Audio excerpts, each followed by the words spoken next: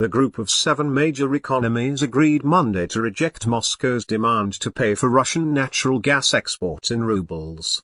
German Energy Minister Robert Habeck told reporters that all G7 ministers agreed that this would be a one-sided and clear breach of the existing contracts for natural gas, which is used to heat homes, generate electricity and power industry.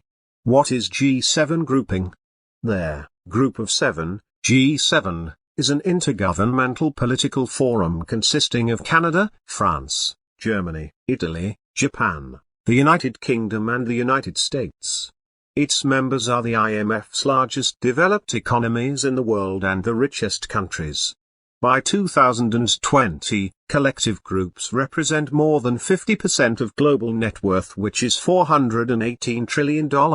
32% to 46% of the world's gross domestic product, and approximately 770 million people, or 10% of the world's population.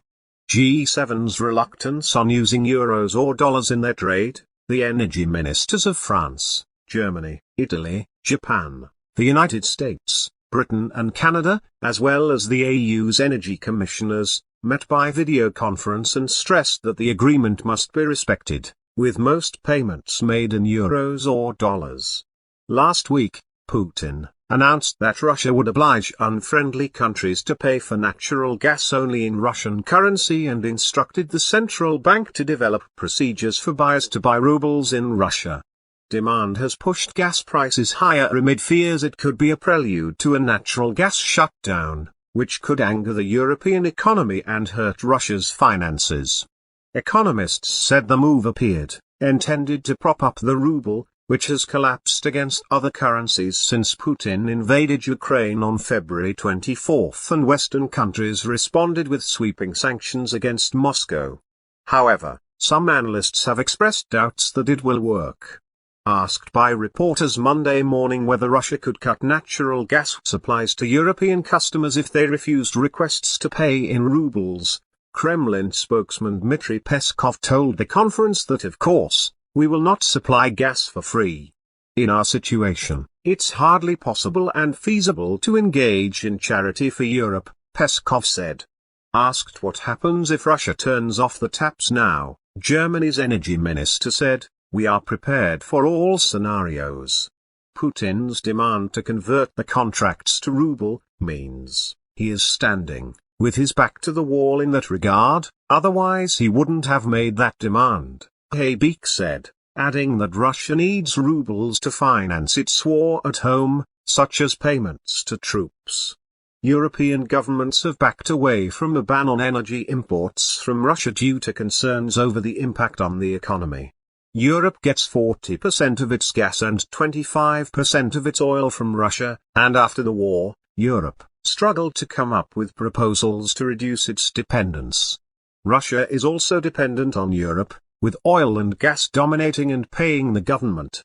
Estimates of the impact of a boycott or gas embargo on Europe vary, but most assume a significant loss of economic output, particularly as the war and the resulting energy and commodity prices have weighed on the European economy. U.S. sanctions allow exceptions for oil and gas payments, even though they have banned Russian energy imports. Putin's offer to pay in rubles prompted the German Energy Utilities Association, GU, to ask the government to issue an early warning about an energy emergency. A spokeswoman said Monday that the government currently sees no need for an early warning statement.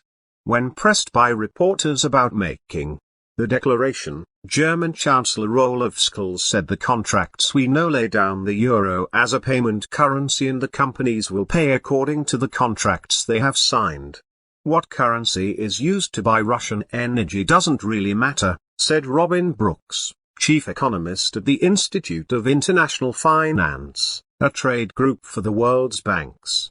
What matters is that energy exports give Russia purchasing power, which it can convert into goods from abroad, she said. Putin's demand for payment in rubles is mostly window dressing. It doesn't change the underlying transactions, Brooks said. At the margin, I would call this another own goal by Putin, since it increases the focus on gas purchases by Western Europe and could potentially raise the odds of an import.